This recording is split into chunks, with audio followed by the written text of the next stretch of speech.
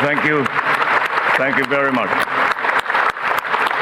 Allow me to greet Vice President Sara Zimmerman Duterte, the former presidents, our former presidents, President Joseph Ejercito Estrada and President Gloria Macapagal Arroyo, Senate President Juan Miguel Zubiri, and the honorable members of the Senate, House Speaker Ferdinand Martin Romualdez, and the honorable members of the House of Representatives, Chief Justice Alexander Gismundo, and the honorable justices of the Supreme Court, His Excellency, Most Reverend Charles John Brown, and the esteemed members of the Diplomatic Corps, Executive Secretary Lucas Bersamin and the members of the Cabinet, First Lady Luis Araneta Marcos,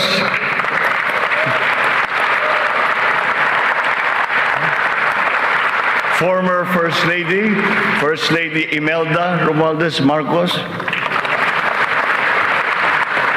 other distinguished guests, mga minamahal kong kababayan, ladies and gentlemen, magandang hapon po sa inyong lahat. 1 year ago today, I stood here before you, setting forth the plans that we have to improve our economy, bring jobs to our people, improve the ease of doing business, recalibrate our educational system to adapt to the new economy, lower and rationalize energy costs, boost agricultural production, enhance healthcare, and continue social programs for the poor and the vulnerable. Let me now report to the people on the successes that we can now lay claim to, and also the challenges that we continue to face. Last year, we emphasized certain strong headwinds that were confronting us along with the rest of the world in our post-pandemic economic recovery. And the biggest problem that we encountered was inflation. Maraming kaganapan sa mundo ang nakapagpagulos sa maayos na takbo ng pandaigdigang merkado. Bukod sa digmaan sa Ukraine, naroon ang patuloy na epekto ng pandemya. Pinalala pa ito ng pagbabawas ng produksyon ng mga bansang pinagkukuhanan natin ng langis. Nang tumaas ang presyo nito, nagsumura na rin ang presyo ng iba't ibang bilihin, ang gasolina, ang kuryente at ang pagkain. Ramdam sa buong daigdig, pati na sa Pilipinas, ang naging pagtaas ng mga presyo ng bilihin noong mga nakalipas na buwan. Sinuri nating mabuti ang sitwasyon. Sa tulong ng ating mga ekonomista, nakapagbalangkas tayo ng mga polisiya na magsisilbing pundasyon ng ating ekonomiya sa mga susunod na taon. Ito ay nakasaad sa ating medium-term fiscal framework na sinuportahan ninyo sa Kongreso. Kasabay nito ang paglulunsad ng mga estratehiya na mapalakas sa kakayahan ng ating mga kababayan at mga sektor ng ating ekonomiya. Nakakita po tayo ng magagandang resulta. While the global prospects were bleak, our economy posted a 7.6% growth in 2022, our highest growth rate in 46 years.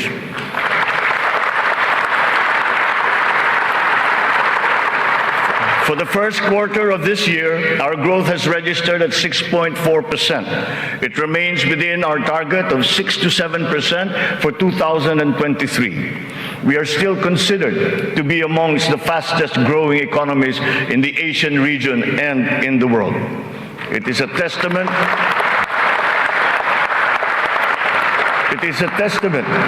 to our strong macroeconomic fundamentals. Our financial system, the nerve center of our economy, remains strong and stable. Banks, the transmission arms of our monetary policy, have strong capital and liquidity positions. Stimulated by the relaxation of pandemic restrictions, transactions once again have flourished alongside the booming e-commerce that was undeterred by the pandemic in 2022. The digital economy contributed 2 trillion pesos, the equivalent of 9.4% of our GDP. The economy is revived and rejuvenated, backstopped by a favorable enabling environment and the strong rule of law. This year, the World Bank projects a 6% overall growth rate, well within the range of our targets for the year. It is anchored on strong local demand, underpinned by consumer spending, and draws strength from the BPO industry and, of course, the steady flow of remittances and the continuing jobs recovery.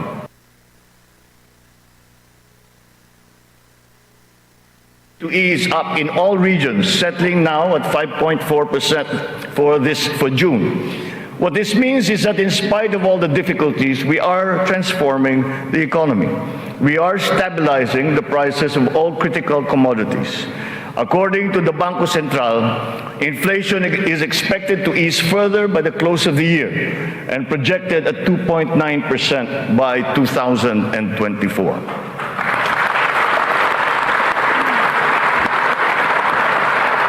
On matters of the economy, there are many things over which we have no control. But over those where we do have control, we are doing everything we can. Puspusan ang ating ginagawa upang pataasin ang produksyon ng ating ekonomiya. Pinapalago natin ang mga industriya, dinadagdagan natin ang mga infrastruktura upang mas mapabilis ang daloy ng mga produkto at ng serbisyo. Higit sa lahat, pinapalakas natin ang kakayahan ng mga mamamayan upang mapaganda nila ang kanilang pamumuhay. Ito ang punot dulo ng ating Philippine Development Plan. Investments in public infrastructure and in the capacity of our people through food, education, health, jobs, and social protection remain our top priority. For this year, economic and social services were allocated almost 70% of the national budget. Higher revenue collections will be critical in our bid to bolster public investments. Under our fiscal framework, we envision our tax and revenue efforts to further increase to up to 16.9% and 17.3% by 2028. Revenue generation has improved this year. From January to May, the Bureau of Internal Revenue has posted record collections amounting to 1.05 trillion pesos, an increase of almost 10% over the last year. For its part, the Bureau of Customs has also increased its collection by 7.4% for the first 7 months of 2023, amounting to 476 billion pesos. Since July 2022, we have seen increased revenues from PAGCOR of 47.9% and from the PCSO of 20%. We therefore seek, once again, the continued support of Congress to enact into law the policies and reforms under our fiscal framework. Sa mga nakalipas na buwan, nakita natin ang pagbaba ng presyo ng bilihin sa iba't ibang mga sektor. Napatunayan natin na kayang maipababa ang presyo ng bigas, karne, isda, gulay at asukal. Malaking tulong ang Kadiwa Stores na ating muling binuhay at inilunsad. Ang layunin ng Kadiwa ay pag-ugnayin ang mga magsasaka at ang mga mamimili. Walang iba pang namamagitan. Wala nang dagdag na gastos at patong. Maganda ang kita ng magsasaka, nakakatipid din ang mga mamimili. Sa mahigit 7,000 kadiwa na idinaos sa buong Pilipinas, 1.8 million na pamilya ang nakinabang sa mababang presyo ng bilihin. Sa kabuuan, halos 700 milyong piso ang naging benta ng mga ito na nakapagbigay ng hanap buhay sa mga membro ng mahigit 3,000 na kooperatiba at samahan. Maganda ang nakita nating resulta, kaya papalawigin pa natin ang Kadiwa sa buong bansa. Kamakailan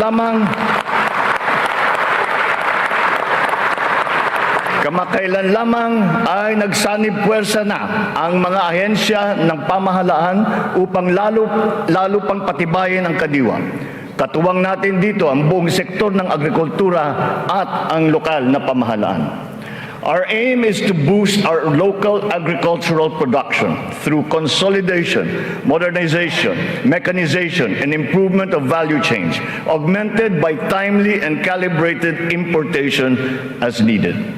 Nakita nating tumaas ng 2.2% ang sektor ng agrikultura sa unang 3 buwan ng taong ito. In our quest for food security, our methods are now more guided by science and the balance of nature, so that production is both sustainable and responsible, benefiting both this and future generations. Our fisheries codes must be revised to incorporate and strengthen science-based analysis and determination of fishing areas. This approach will protect both the interests of our fisherfolk and our fisheries and aquatic resources. To this end, we will seek the support of Congress to amend the code to guarantee sustainable development of our fisheries sector in harmony with environmental balance.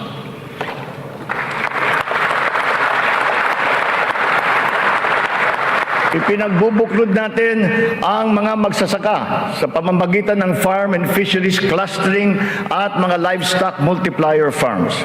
300 cluster na ang ating natukoy na binubuo ng halos 900 kooperatiba at may lawak na mahigit na 200,000 hektarya ng bukirin. Upang mas mapabilis at mas mapadali ang pagbuo ng kooperatiba, kakailanganin natin ang suporta ng Kongreso na maamyendahan ang Cooperative Code. Sa pamamagitan nito, unti-unting lalakas ang kanilang produksyon at puwersa sa merkado. Totoo ang kasabihan, mas malapas basta't sama-sama. Pinapalawak natin ang kanilang kaalaman sa makabagong mga teknolohiya at pamamaraan. Isa na rito ang paggamit ng biofertilizer na gawa sa Pilipinas at subok din at maaasahan. Sa balanced fertilizer strategy, gaganda ang ani ng mga magsasaka. Hindi na nila kailangan pang umasa bilang tulong sa mga magsasaka, namigay ang pamahalaan ng mahigit 28,000 mga makabagong makinarya at mga kagamitan sa iba't ibang dako ng Pilipinas. Sa ilalim ng iba't ibang mga programa ng kagawaran ng agrikultura, namigay ang pamahalaan ng mahigit na 50 milyong binhi ng palay, mahigit 1 milyong binhi ng mais, at sari-saring mga binhi ng gulay. Nagpamigay tayo ng mahigit 100,000 binhi ng nyug at nagpatanim sa halos 10,000 hektarya ng lupa sa buong bansa. Lahat ng mga binhing ito ay makabago, hybrid at mataas ang kalidad.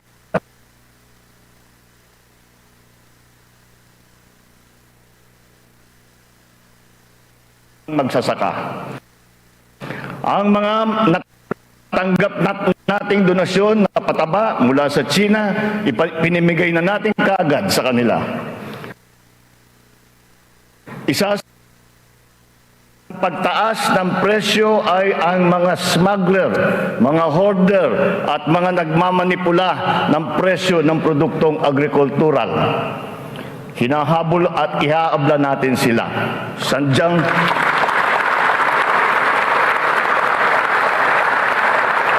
Sadyang hindi tama ang kanilang gawain at hindi rin ito tugma sa ating magandang layunin. Pandaraya ang kanilang ginagawa. Napapahamak hindi lamang ang mga magsasaka, kundi tayo rin mga mamimili. Kaya hindi natin papayagan ang ganitong kalakaran. Bilang na ang mga araw ng mga smuggler at hoarder na yan.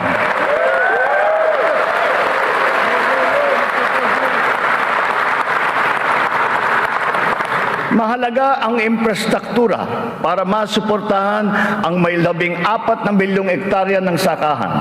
Inayos natin ang geo-agri-map ng mga farm-to-market roads ng buong bansa upang maidugtong mabuti ang mga sakahan sa mga pamilihan.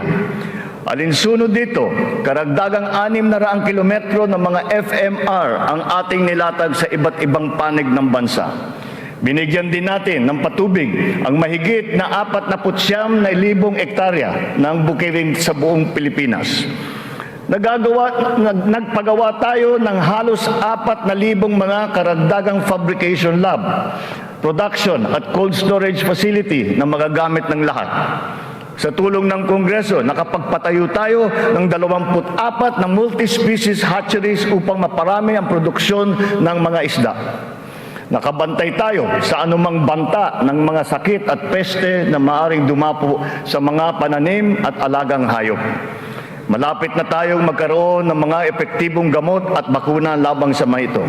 Samantala, pinapalakas natin ang biosecurity levels ng mga alagang hayop bilang panlaban sa sakit.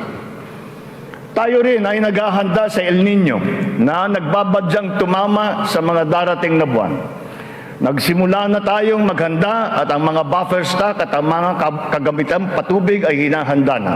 Kung kinakailangan, magsasagawa pa tayo ng cloud seeding upang makapagdala ng ulan.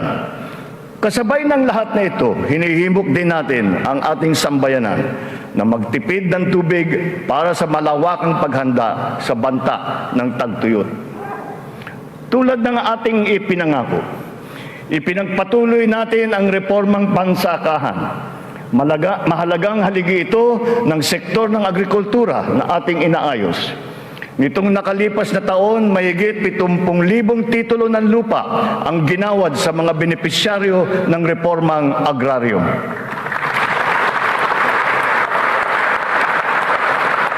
Tamang-tama ang ating pagpapatigil ng mga bayarin ng mga benepisyaryo sa ilalim ng ating nilagdaan EO number 4. Isang taon mula nung aking unang Sona na isabatas na ang bagong Agrarian Emancipation Act.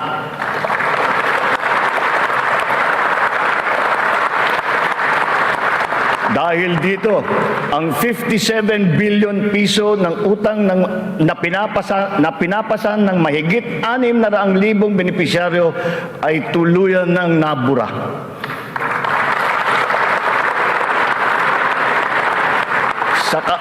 Sa ngalan ng mga magsasakang ito at ang kanilang mga pamilya, maraming salamat muli sa ating mga mambabatas.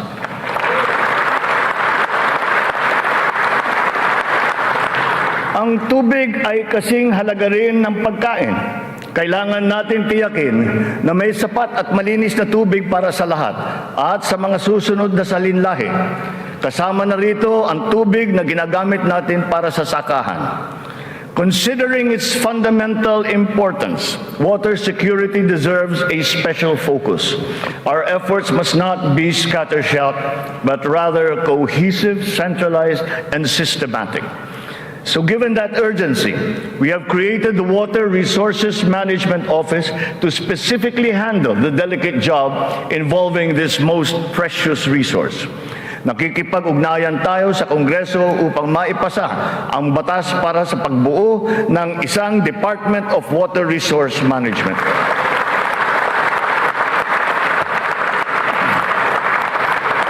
This year, we have allocated 14.6 billion pesos for water supply projects, which will benefit communities all over the country. Recently, the water supply of NCR and Rizal received a significant boost from the first phase of the Wawa Bulk Water Supply Project. The water supply will increase as the project enters the second phase. We have installed 6,000 rainwater collection systems across the country in preparation for the looming dry spell brought about by El Nino. One of the keys to continuing economic growth is infrastructure development. So we will build better and more. Our 8.3 trillion peso Build Better More program is currently in progress and being vigorously implemented.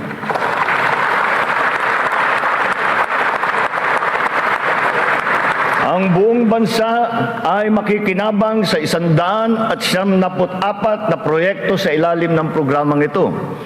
Hindi lamang natin pinapagpatuloy ang mga nasimulan ng mga proyekto, lalo pa natin pinapalawak. Kaya naman, ang 123 proyekto dito sa Build Better More program ay bago. The flagship projects cover investments in the areas of physical connectivity, water resources, agriculture, health, digital connectivity, and energy. Physical connectivity infrastructure, such as roads and bridges, seaports, airports, mass transport, account for 83% of this program. Our infrastructure spending will stay at 5 to 6% of our GDP.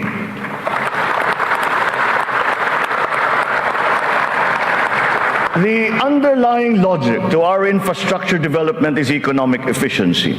We are opening up all gateways to mobilize goods and services at less cost and in less time, and ultimately to drive the economy forward.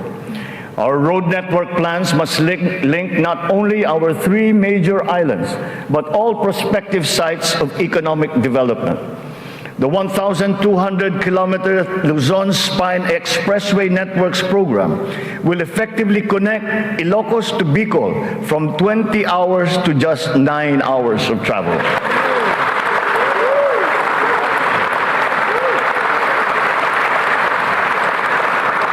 Under the Mega Bridge program, 12 bridges totaling 90 kilometers will be constructed, connecting islands and areas separated by waters.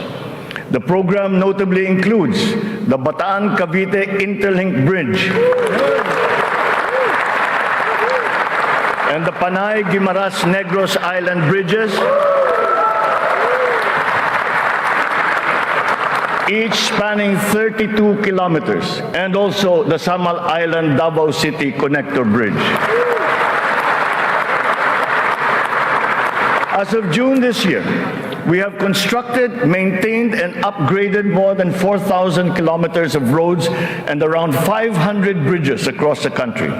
Crucial airport and port development projects across the country have also been completed, including Cebu Pier's 88 Smart Port and the new passenger terminal buildings of Clark Airport and the Port of Calapan.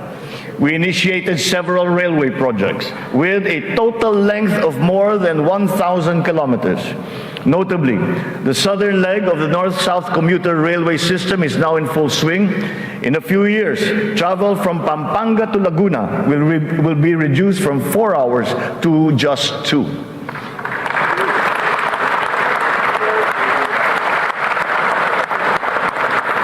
Intermodal connectivity will also be a primary consideration. Roads, bridges, and mass transport systems will be interconnected. This network will provide access and passage to vital and bustling economic markets, such as agriculture hubs, tourism sites, and key business districts. For strategic financing, some of the nation's high-priority projects can now look to the newly established Maharlika Investment Fund without the added debt burden. In pooling a small fraction of the considerable but underutilized government funds, the funds shall be used to make high-impact and profitable investments, such as the Build Better More program. The gains from the fund shall be reinvested into the country's economic well-being. To ensure sound financial management, a group of internationally recognized economic managers shall oversee the operations of the fund, guided by the principles of transparency and accountability.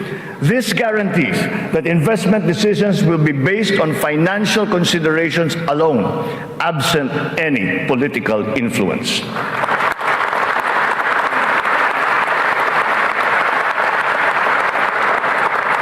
The funds for the social security and public health insurance of our people shall remain intact and separate.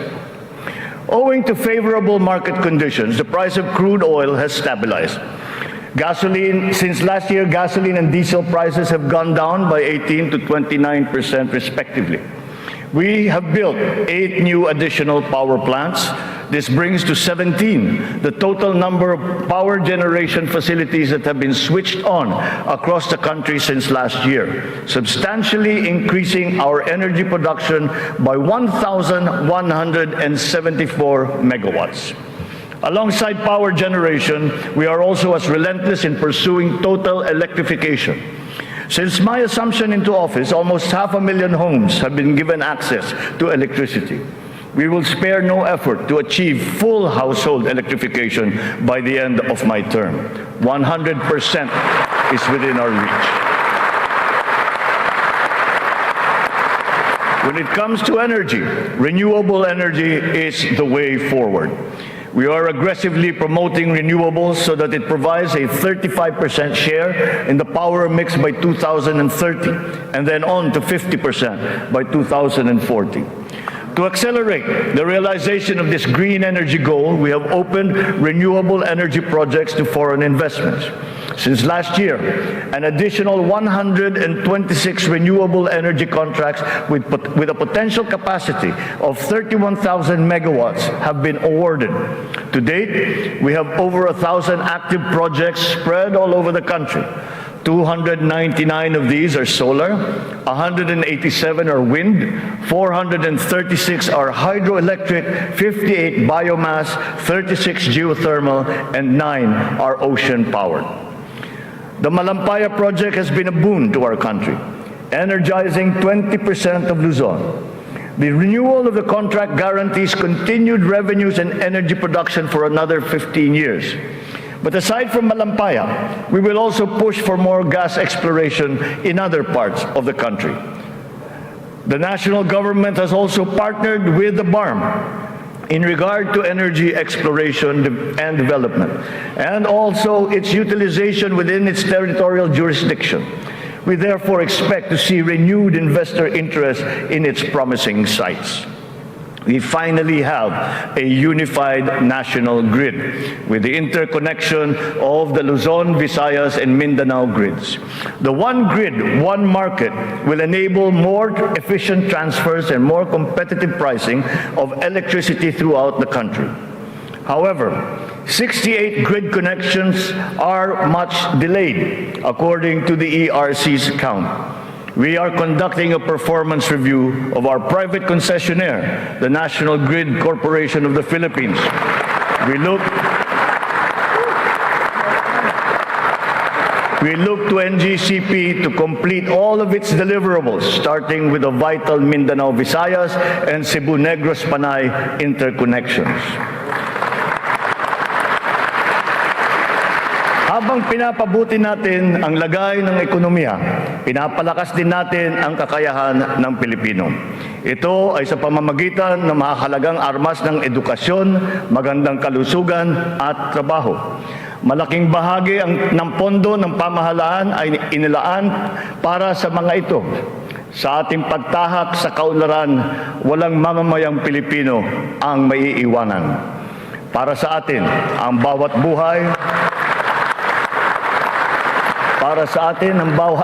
buhay ay mahalaga. Ano man ang edad, kasarian, pangkat, relihiyon o pisikal na kondisyon, sila ay kukupkupin at tutulungan. Naglalaan tayo ng sapat na pondo para sa mga paglingap ng mga lubos na nangangailangan.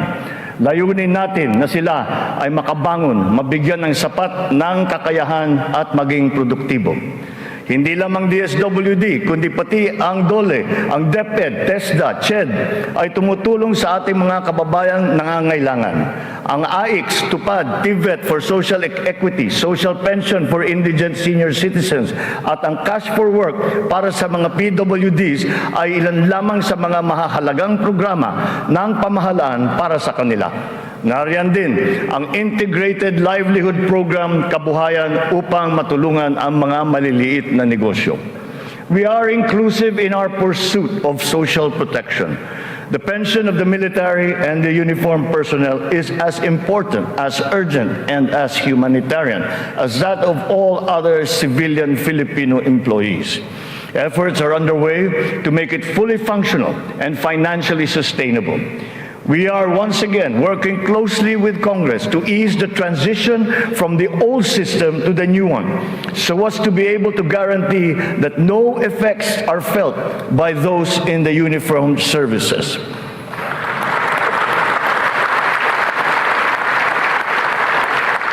Nagsisimula ang lahat sa edukasyon. Ito ay para palakasin ang isip at kakayahan ng bawat Pilipino. Ang ating butihing Vice Presidente, na kalihim din ng kagawaran ng edukasyon, ay tumutulong upang tiyakin na ang bawat batang Pilipino ay mabibigyan ng nararapat at kalidad na edukasyon.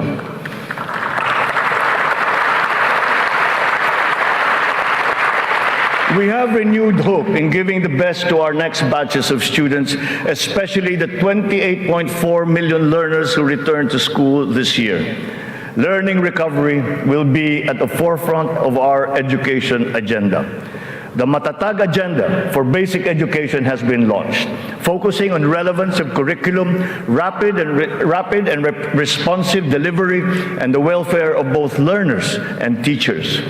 We are augmenting as well our school workforce. 90% of the newly created teaching positions have now been filled, while additional administrative personnel have been hired to unburden the teachers of any extra load. Taking to heart the lessons of the pandemic, alternative delivery modes and blended learning methodologies have been adopted to ensure unhampered learning. Additional social safety nets, such as school-based feeding programs, are also being implemented. Learners will be made more resilient. Our public schools and facilities are being increased and fortified.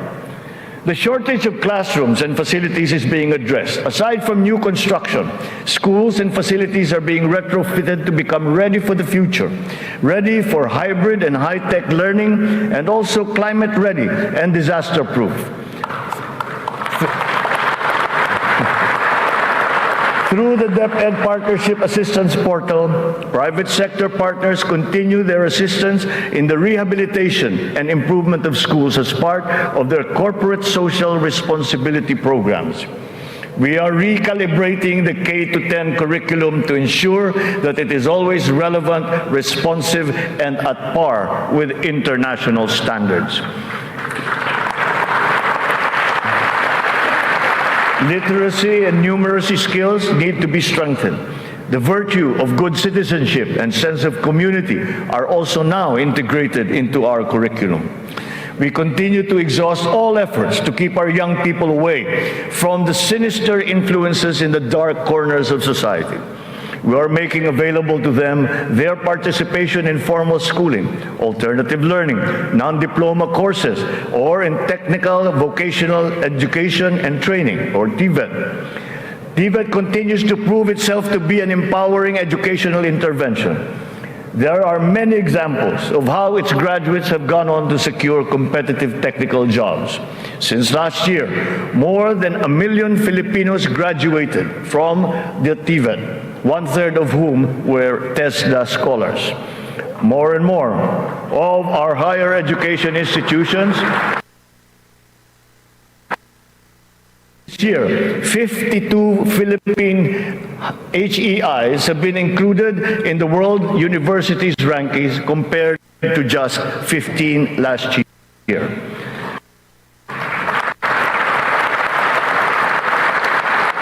We will not let a student's financial constraints be an hindrance to his or her education.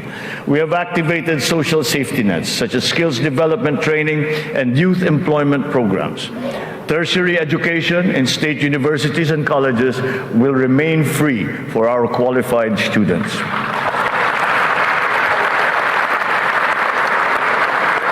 Last year, out of the 4.1 million enrolled college students, almost 50% were beneficiaries of the country's free higher education under the Universal Access to Quality Tertiary Education program. Deserving and talented students without the financial capacity to attend school will not be left behind in this education agenda.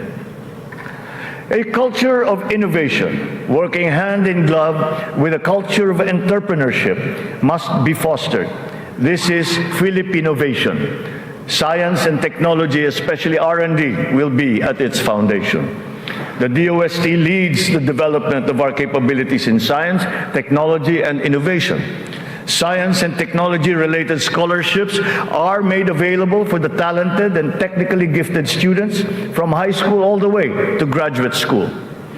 To address the challenge of staying at the cutting edge of technology, 44 renowned Filipino scientists in diverse areas of expertise have returned home under the Balik Scientist program. They will undertake research in various priority fields and will be supported by upgraded facilities and R&D funding.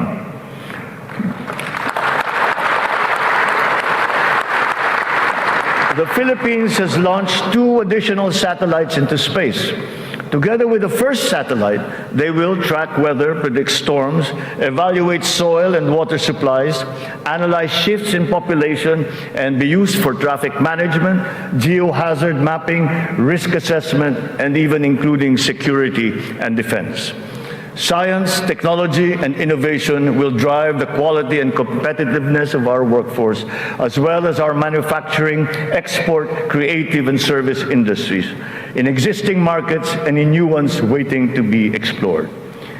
The bane of the mismatch between jobs and skills among our workforce is being rectified through strengthened government, industry, labor, academic partnerships, and the continuous reskilling and upskilling training programs that we have put before our workforce.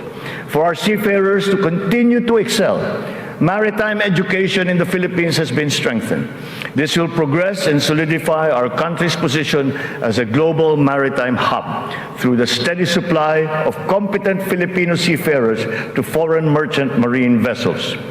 The question about the European Union's recognition of the standards of training of Filipino seafarers has, after 17 years, finally been resolved.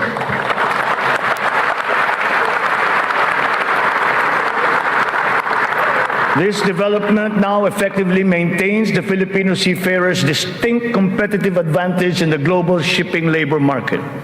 To address the current shortage of healthcare professionals in our country and to help us achieve our goal of universal healthcare, we are greatly expanding our medical and nursing education programs. We will push the envelope even further. We are helping nursing graduates hurdle their board exams so that they will obtain their licenses and join our pool of healthcare professionals.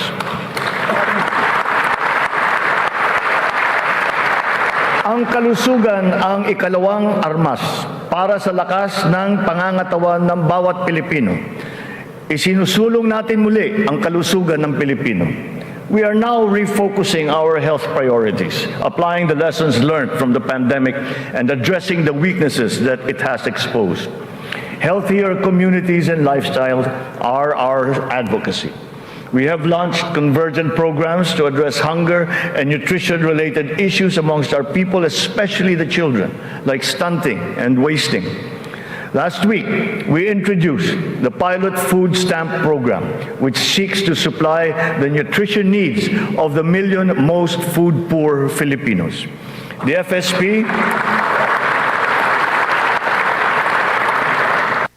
FSP shall complement our nutrition continuity programs, such as the First 1,000 Days program, which ensures nourishment for the first 3 years of a child's life. The supplemental feeding program is for our children attending daycare centers. The K-6 program will feed kindergarten to grade 6 public school students who are suffering from wasting and severe malnutrition. We are catching up on the routine vaccinations of our children. As of this year, more than 80% of our eligible children have been vaccinated against measles, rubella, and polio. Nananawagan ako sa lahat ng mga magulang na kumpletuhin ang mga bakuna ng kanilang mga anak at magtungo sa pinakamalapit na health center para sa mga libreng bakuna. The whole of society must exert efforts to suppress the alarming rise of tuberculosis and HIV/AIDS.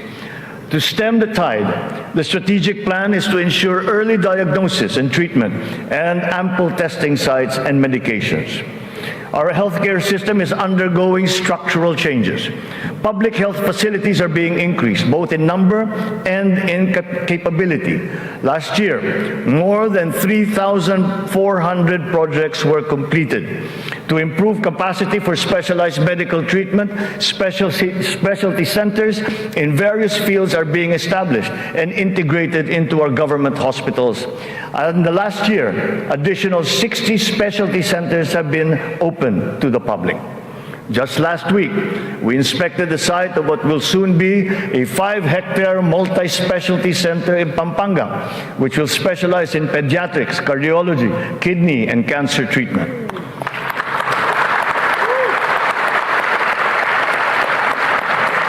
We are working for a more direct, efficient delivery of services through integrated primary care providers and networks in partnerships with the LGUs and our partners in the private sector. These shall, of course, be supported by what is now a better and more efficient PhilHealth. Ang presyo ng mga mahalaga at pangunahing gamot ay bumaba ng humigit kumulang ng 40%. Mayroon ding iba na bumaba na hanggang 70%. Aside from the maximum retail price regulation being implemented, strategic VAT exemptions also lowered the prices of 59 essential medications such as those for cancer, diabetes, hypertension, kidney disease, and mental illness. Palapit na tayo. Palapit na tayo sa hangarin na ang lahat ng Pilipino ay makakakuha ng serbisyong pangkalusugan. Sa ngayon, mahigit 93% na ang kasapi sa PhilHealth. Sa pinagandang konsulta package ng PhilHealth, 21 klase ng mga gamot at 13 laboratory service ang ibibigay ng libre. Ngayon, meron na tayong mahigit 2,000 konsulta center sa buong bansa. Ang bilang na ito ay mas marami ng 35% mula nung nakalipas na taon. Upang mas lalo pang makatulong sa mga pasyente, ang dating 70 libreng dialysis session ay inakyat na natin sa 156.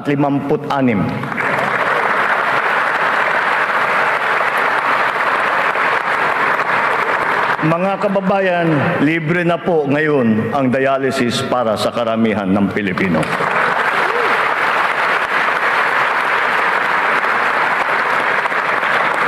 Noong nakalipas na taon, mahigit 3.4 milyon na Pilipino ang nabigyan ng tulong sa ilalim ng Medical Assistance for Indigent Patients program ng DOH.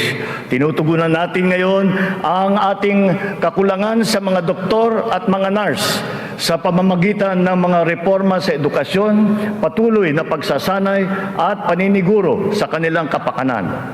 Naglagay po tayo ng doktor sa halos 200 munisipyo sa bansa. Lalagyan natin din ng doktor ang natitirang 19 na bayan na wala pang doktor. Upang masuklian naman natin ang naging sakripisyo ng ating mga health workers sa pribado at pampubliko ng mga ospital nung nakaraang pandemya, ipapamahagi na sa kanila ang kanilang COVID Health Emergency Allowance at iba pang mga nabimbing benepisyo.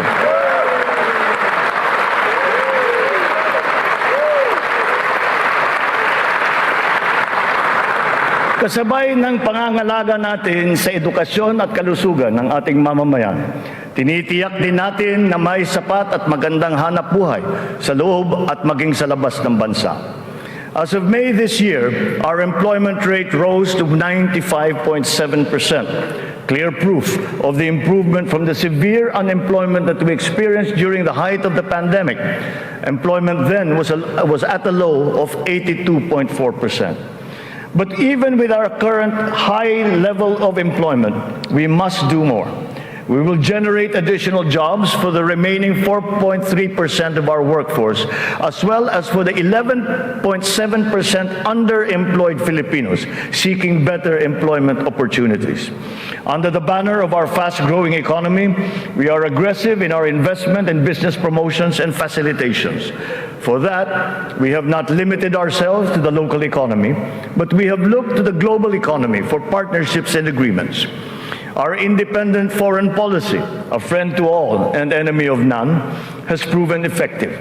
We have formed strategic alliances with our traditional and newfound partners in the international community. We have embarked on foreign trips to promote the interest of the country for peace building and for mutually beneficial purposes.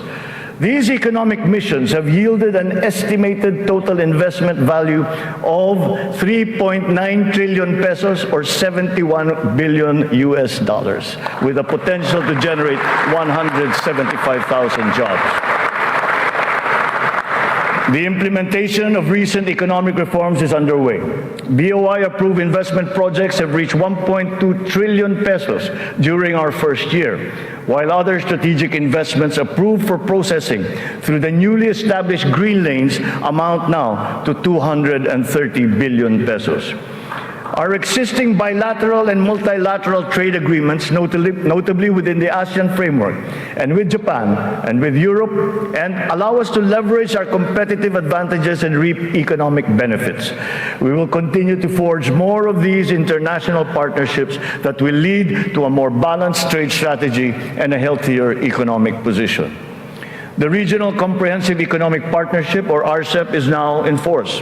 It is a multilateral trade arrangement with the ASEAN and other countries such as Australia, China, Japan, Korea, and New Zealand. We can now have competitive access to a regional market that comprises 2 billion people.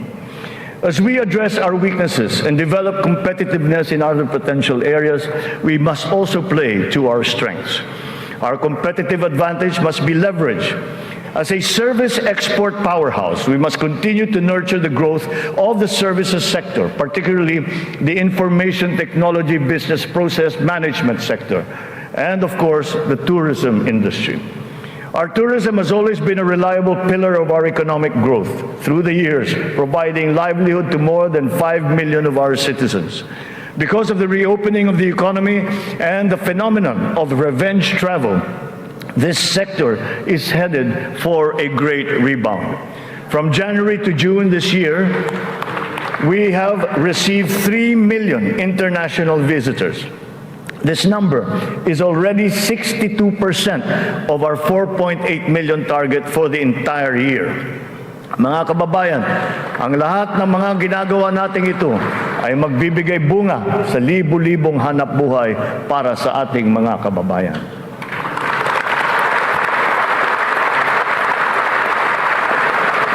To create these investment opportunities, we must ensure that an enabling business environment is in place, that there is peace and order, and that the rule of law governs.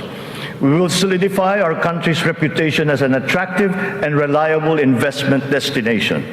Building on institutional reforms of recent years, we have created green lanes for strategic investments and expedited the business processes in various sectors and investment modalities. A progressive and rationalized system of taxation is a component of the ease of doing business. The CREATE law has made our corporate tax and incentive schemes equitable and business-friendly. There are more structural tax reforms that must be introduced to allow us to reach our socio-economic targets. Digitalization is the call of today, not the call of the future, not the call of the future, but of the present.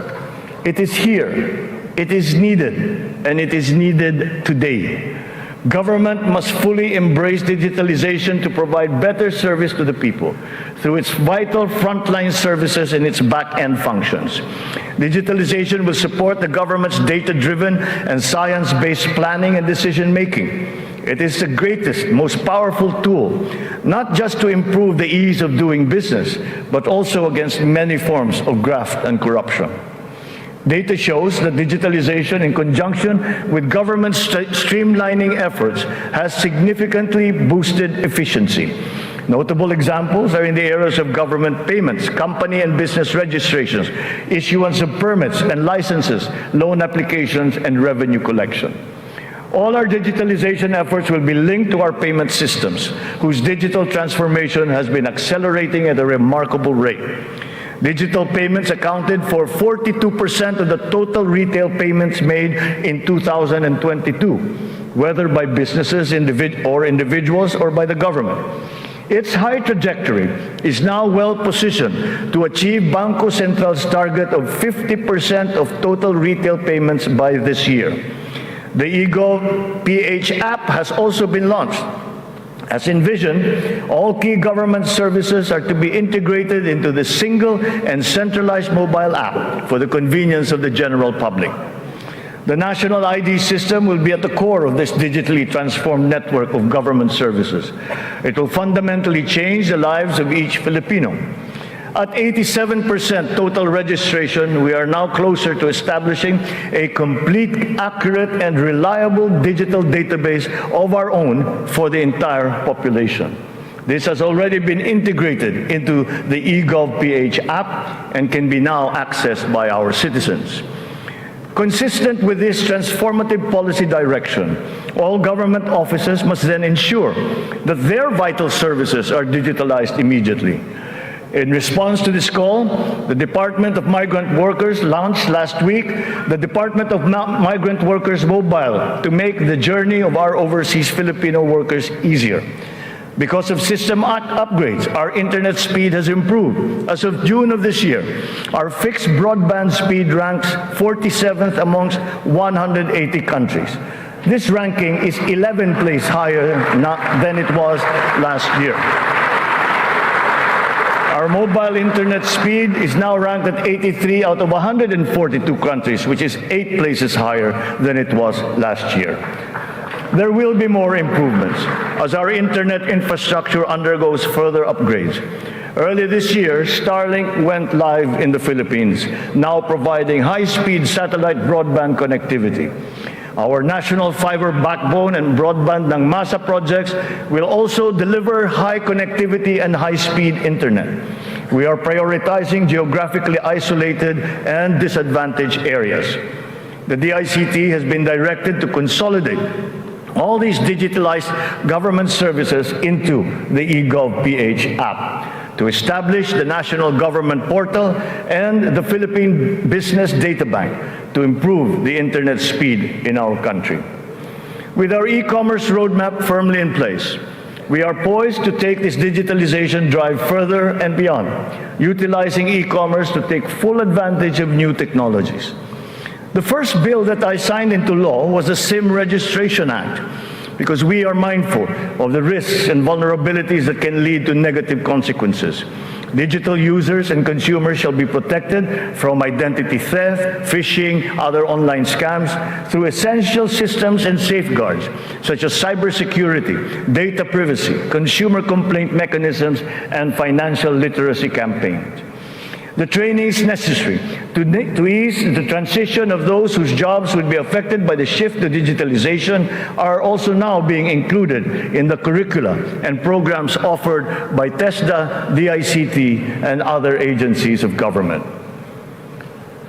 It is our wish that one day foreign employment will be driven by choice, not by necessity. It remains a noble calling that our OFWs have answered, requiring great sacrifice from them, their families, and their communities. We are engaging with our partners in the international community to ensure a safe working environment for our countrymen. And as we do so, we are also putting in place responsive mechanisms for the social welfare, repatriation, and reintegration of our returning OFWs into the Philippine economy.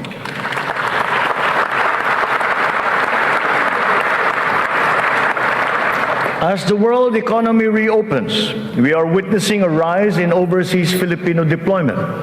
In 2022, the number has increased by 62%. OFWs continue to send in historically high remittances, solidifying their role in our transformative economic growth. In 2022, our OFWs contributed $32.5 billion, or roughly 1.8 trillion pesos, to our economy. Several countries have also signified interest to explore bilateral labor cooperation with the Philippines in the areas of healthcare, tourism, hospitality, engineering, construction, and information technology. Recently, we signed agreements with Singapore, Austria, and the province of Alberta in Canada. Our priority is to ensure that the principles of ethical recruitment, fair employment, and the safe and orderly migration of our people are embodied in our agreements with other countries. For example, the deployment issue in the Kingdom of Saudi Arabia has now been resolved. And as of today, 70,000 of our OFWs have already been deployed to Saudi Arabia for employment. Moreover, the unpaid salaries and other related claims of some 14,000 OFWs who have been put out of work in Saudi Arabia during the pandemic are now being processed. The Crown Prince of the Kingdom of Saudi Arabia himself personally committed to me that the unpaid claims of Filipino workers would now be paid.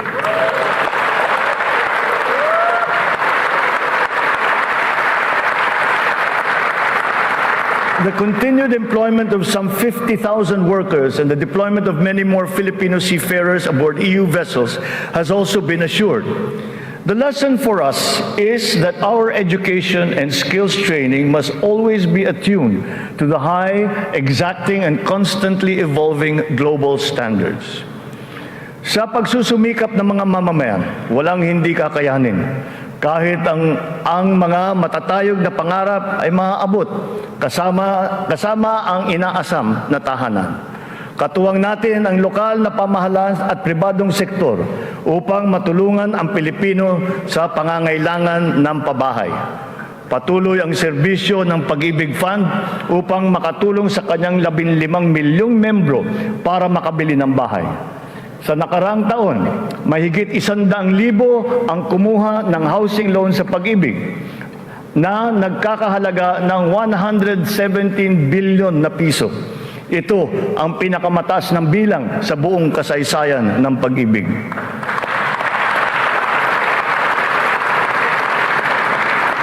Itong nakalipas na taon, mahigit 148,000 na kabahayan at mahigit 30,000 mga Certificate of Eligibility of Lot Award ang naipamahagi sa Luzon, sa Visayas at sa Mindanao sa ilalim ng sari-saring mga programang pabahay ng pamahalaan. Mahigit 35,000 residential free patent at agricultural patent titles naman ang naibigay sa mga benepisyaryo nito sa buong bansa. Hindi pa dito natatapos. Papalawigin pa natin ang ating programa sa abot-kayang pabahay, lalo na para sa mga mahihirap nating kababayan. Itong nakalipas na taon, inilunsad natin ang pambansang pabahay para sa Filipino Housing Program o 4PH. Nagkaroon na tayo ng groundbreaking sa 25 lugar sa iba't ibang bahagi ng bansa. Nagpirmahan na rin ng kasunduan upang simulan ang mga proyekto sa mahigit 100 lokasyon. Kung susumahin natin ito, mahigit 1 milyong kabahayan ang maialay natin sa ating mga kababayan sa buong bansa.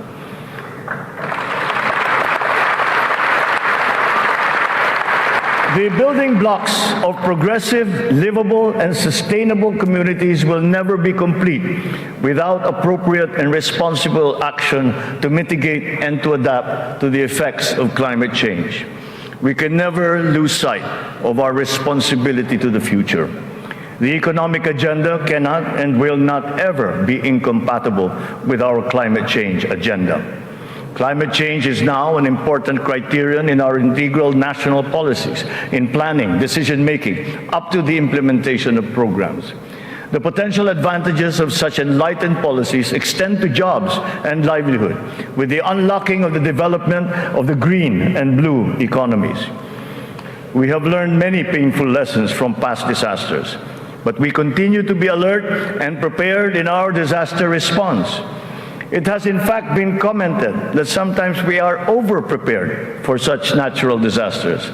Well, to continue that, we are reorganizing our response teams to make them more adaptable, agile, and effective in times of calamities and crises, with a clear unity of command. Our evacuation centers are being upgraded to withstand the greater forces of the new normal of extreme weather, as well as other natural and man-made disasters. Furthermore, new evacuation centers are also being built, of which 55 have already been completed. We remain committed to global decarbonization goals and the reduction of our carbon footprint. We preserve and protect the treasure that is our forests. Their value to the environment, to the ecology, and the economy is incalculable. We have adopted the concept of the circular economy, using nature as our model. The aim is to keep raw materials in a closed loop. In our world with scarce resources, the circular economy allows us to fully use these resources, minimize waste, and reduce the need for new resources, just as it is in nature. Just like our climate change action, this new system requires the participation of all sectors of society, up to each individual citizen, for it to succeed. Only a whole of government and whole of society approach will enable us to do all of these. It is necessary to apply all the resources that are at hand if we are to progress as quickly as we need to. Collaboration is the key between and among government offices, and between government and the private sector, between industries and the academia, between government and international partners, and most importantly, collaboration between and among our populace. Kakailanganin natin ang tulong at kakayahan ng buong pamahalaan at ng buong bansa. And so we shall do the same for the next 5 years. We seek not only to become more effective, but more, to become truly transformative. This approach will be operationalized through the interagency cooperations as well as through coordinated efforts between and among the 3 branches of government and the independent constitutional bodies. We have organized private sector advisory councils and national local mechanisms to establish the needed linkages. Once again, on this same principle, I urge the government to enact a new government procurement law and a new government auditing code.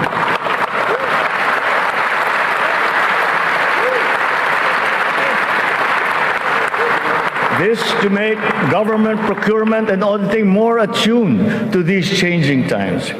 We will give effect to the mandate of the Constitution and the Local Government Code as clarified by the Supreme Court very soon. Almost all the required devolution transition plans of the LGUs are done. To fully prepare them for optimal devolution, the necessary technical and financial assistance is being extended to our local governments. In everything that we do, the enduring Filipino quality of bayanihan will still be our guide. 5 taon mula nung matinding kaguluhan, babangon na ang Marawi City.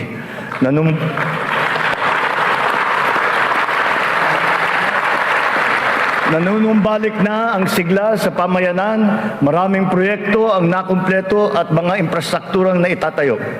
Kasalukuyan na tayo nagpoproseso ng tulong pinansyal para sa mga biktima ng Marawi Siege upang sila ay makapagsimula muli.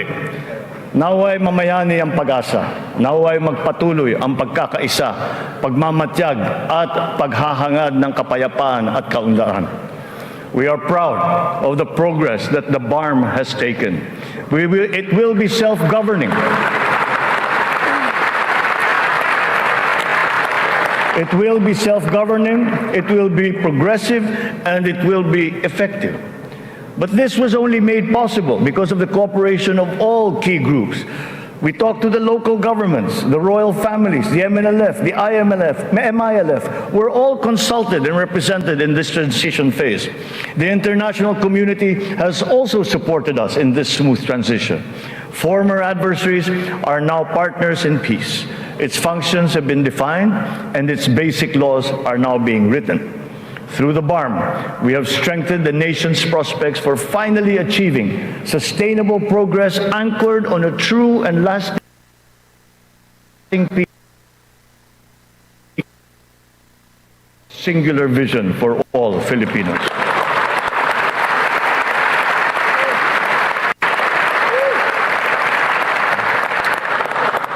A strong and stable rule of law will strengthen the foundation of our transformation. Our police and armed forces are being strengthened and modernized to be more effective in maintaining peace and order and in defending our sovereignty. We fully support the judiciary's efforts to improve the justice system, taking on a new face.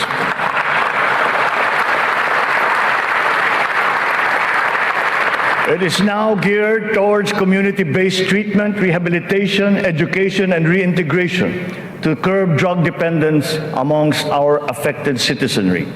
Last year, we launched the Buhay Ingatan Droga Ayawan or BIDA program and established an additional 102 Balay Silangan Reformation Centers nationwide. We will relentlessly continue our fight against drug syndicates, shutting down their illegal activities,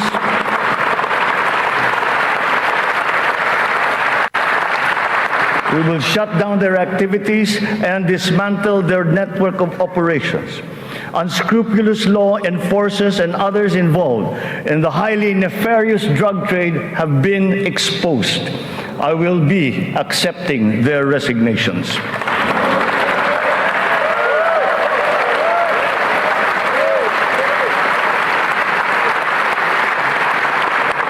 In their stead, we will install individuals with unquestionable integrity who will be effective and trustworthy in handling the task of eliminating this dreaded and corrosive social curse. We cannot tolerate corruption or incompetence in government.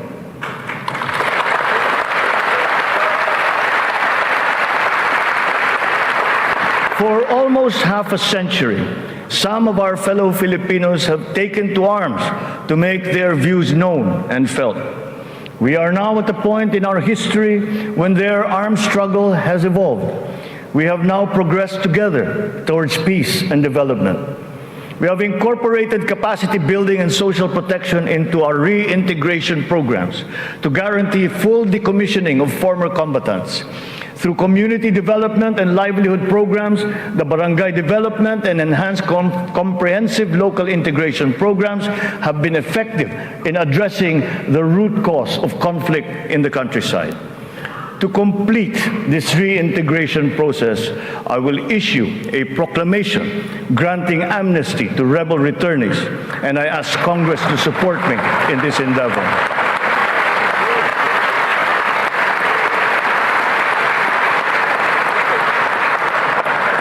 Our journey to progress requires not only unity and social cohesion amongst our people. It is also imperative that our nation remains intact and inviolable, our sovereignty preserved. We will protect our sovereign rights and preserve our territorial integrity in defense of a rules-based international order.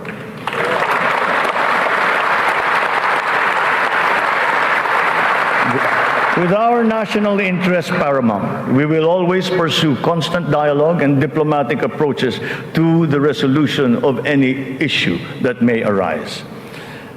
So the initial results of our efforts inspire confidence. Let us continue to be relentless in our aspiration of peace and progress. This has not been the work of a single person, neither a single branch of government, nor even the whole government acting alone. This is the collective synergy achieved by all Filipinos working together. It took a whole-of-nation effort to achieve this immediate recovery from our pandemic slump.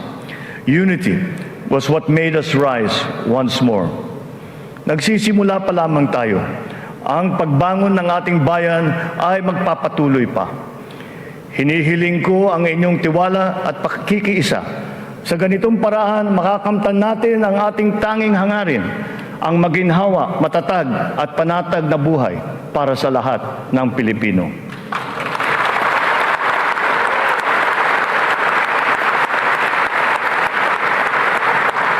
Makikipagtulungan tayo ng mabuti sa Kongreso para sa mga mahahalagang batas na kinakailangan para sa ating tuloy-tuloy na pag-ahon.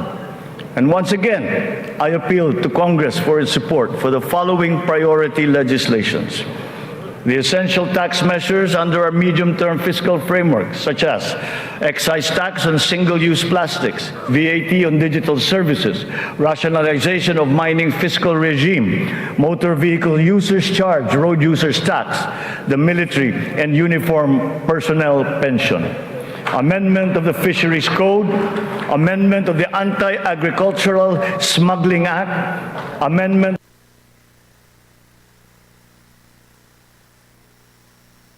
Government Procurement Law,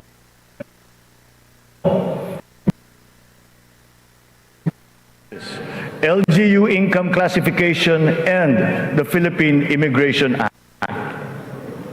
In the past year, It has been a source of great hope and optimism to me to now know that there is an enormous pool of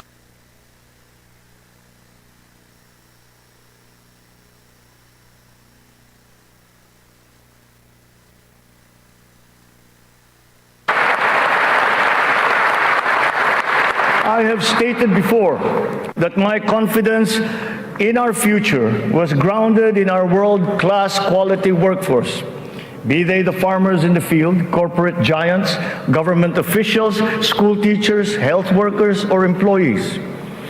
That confidence has been further buoyed by the demonstration of love for the Philippines. Every Filipino has unanimously risen to the challenge that we have made to them to be part of our nation's future. Handa silang maghandog ng tulong dahil mahal nila ang kanilang kapwa Pilipino at mahal na mahal nila ang Pilipinas. And thus, with this in my heart, I know that the state of the nation is sound and is improving. Dumating na po ang bagong Pilipinas. Maraming salamat po sa inyo.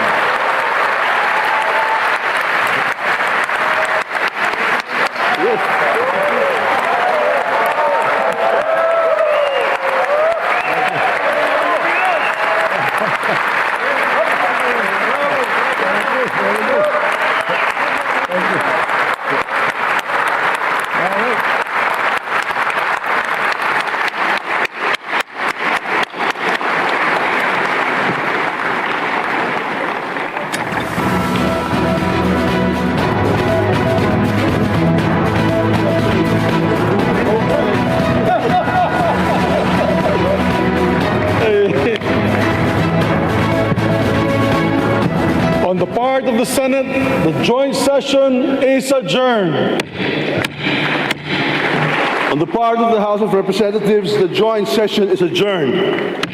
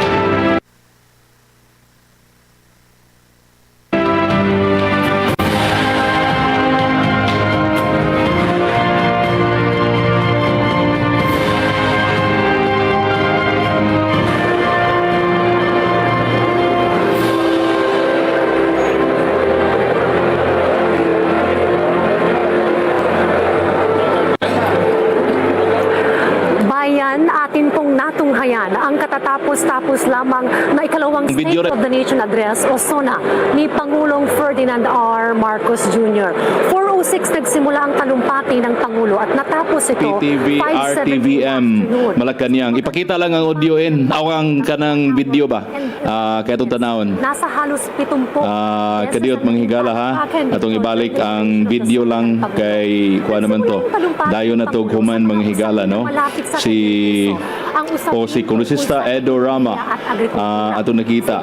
Na dito actually si Mayor Michael Rama sad asa kadapitas Mayor Michael Rama ni paso actually si Mayor Michael Rama dito sa red carpet kauban niyang asawa nga si Malu ug ang ilahang anak nga si singanan yang anak nga bisag asa dalhon ni Mayor Rama oy no starring gigay na bida nagigay ng anak ni Mayor Michael Rama ang gamatitoy no The economy. o niya Economy bumabaan wala kaabot og 25 minutes manghigal ang speech ni Presidente Marcos murag 1 hour and ang giingon man tugod kay 1 hour and 25 minutes no 1 hour and murag nara sa 10-15 baka to no o niya dunay mga person nga gipakpakan siya pero dili ingon na nagkakusog pero pagdayog tapos ng katong iyahang katong regarding sa drugs gipakpakan siya maayo adto o niya of course pagdayog tapos no katong iyang giingon nga dumating na po ang bagong Pilipinas unya nanawagan siya support mga higala sa mga Pilipino okay o niya nagpa-picture na sad no si Presidente Marcos samtang na marog ang mga tao ang tanan no nagpabiling ng marog ana gyud siguro ng protocol samtang na pa ang presidente mga higala di pa gid na sila pwedeng kining lakaw-lakaw no nagbarog ra ang mga tao dito sa likod nga bahin kuyog mga higala nasa irap na Erap no? Basta pa maghihapon si Erap? Waman, ha? Waman matigo. Kuya buhok si Erap oy. No, mura man gi plansa ang mga higala ni ang buhok mga higala ni former President Joseph Estrada. Pila na may edad aning Erap oy, no? O niya si Jinggoy of course, si Amy Marcos, kiso ning uban. Adi mata kail. Ha? Di ko kaila. Nay kisa nang obispo di ko kaila. Okay, Alan Alicante mayong hapon. Law enforcers nga nakasa not only to resign kasuhan og presuhon gud oy para mutaga matud ni Alan Alicante. Mao mo to katong giingon ni Presidente Marcos nga gipa-resign kuno no. Onya dugay ho magpa-picture oy kuyog dai niya manghigala si House Speaker kuan asa si Vice President Sara nganong na outside di Colombo outside di Colombo mura mag-OP ang Vice President no wala gi mo kuyog-kuyog ani nila pagsuri-suroy dire sa Hawanans Kongreso no nay mga intriga dire sa FB nga wa kuno kayo gipansin nabot og tinuod ba di siguro na mausap ang relasyon ni President Marcos ug ni Vice President Sara oy mahimo mag-away na sila si Vice President Sara ug ingon man si Romualdez House Speaker pero I don't know mga higala si kinsa ni Congressman Raymond ni di ay Congressman Raymond no kinsa ni basta di maklaro. Nausap man gud ang ilang mga dagway. Nausap ang ilang mga dagway. Asa man si Vice President Sara, oy, nagyelo man to kaganihan, nagsuloob og murag sutong iyang attire. Murag pangkuan. Si Governor Gwen, di man gid red man lagi tong kaganihan. Ano lahi adili na si Gwen? Murag kinsa man to? Red man gito ang gown ni Governor Gwen ako nakitaan. Okay, onya Alan Alicante, God bless the Philippines. Don Tribor, mura mag-Amerikano oy, mauwaw man magtinagalog, gamay rag makasabot aning sunaha. Actually nagtinagalog siya pipila ka person, Don Tribor. Ang usa sa iyang gipasal Lee Mondihar from Malaysia. Ang usa sa gipasalig ni Presidente Marcos matud pa niya inihap na kuno ang mga adlaw, mga higalas, mga smuggler ug mga hoarders, no? Diri sa atong nasod labi pas kana mga smuggler sa mga agricultural products. Mao na kana pag-istoryahan mga higala nga inihap pila man ka adlaw atong ipon, pila ka adlaw atong ipon 100 billion days.